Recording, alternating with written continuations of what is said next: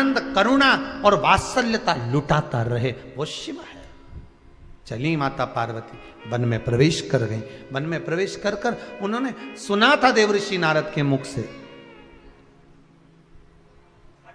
पूर्व का भी भान था, ज्ञान था। बालू रेत का शिवलिंग बनाया। काय का शिवलिंग बनाया? बालू रेत, बालू का शिवलिंग बनाया।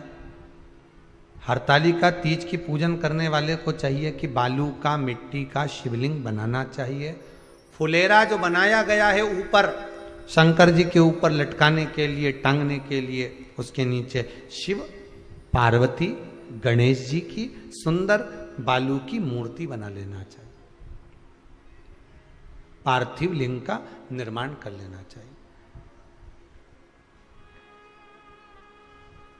शिव की आराधना करना चाहिए।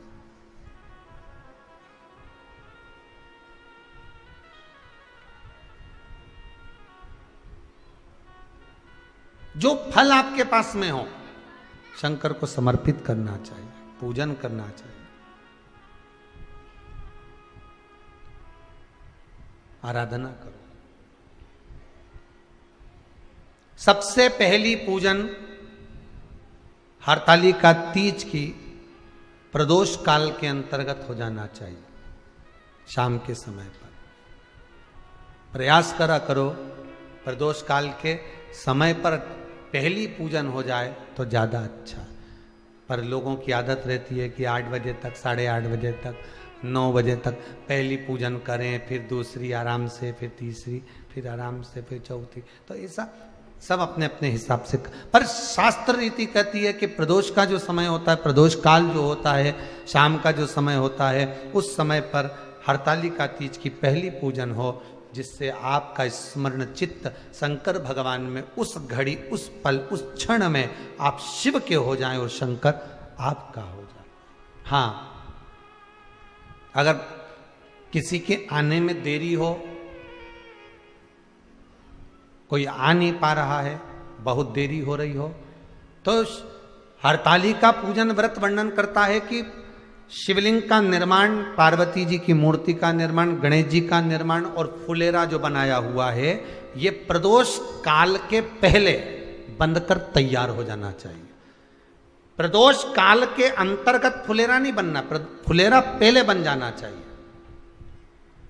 और बहुत विशेष बात ध्यान रखिए हरतालिका तीज की, कि शंकर जी का जो आपने स्वरूप बनाया है, पाटे में, थाली में, चौकी पर, चौरंग पर जो स्वरूप बनाया है, वो पहले नहीं रखना है।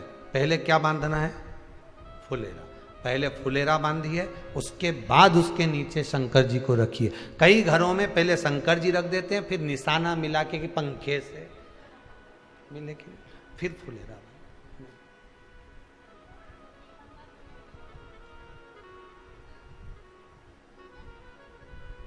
हरतालिका तीज व्रत का वर्णन स्वयं शंकर भगवान ने भी पार्वती को इस कथा को सुनाया है।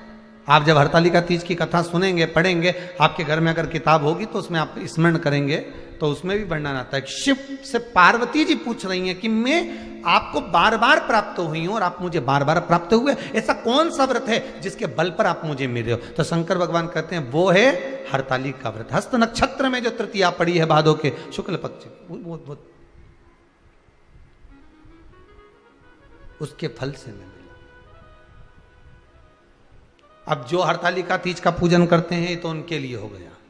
अब दूसरे के लिए भी सुन ले।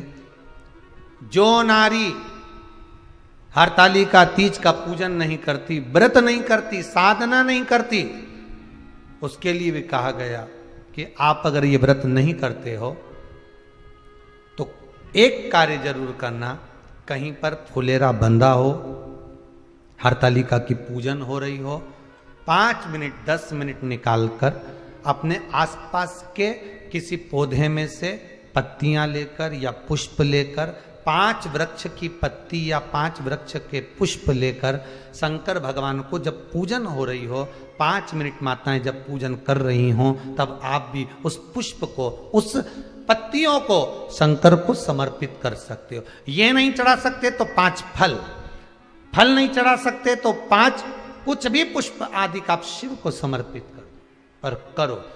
अब कई लोग कहते हैं हम व्रत नहीं रखते तो भी चढ़ा सकते, बिल्कुल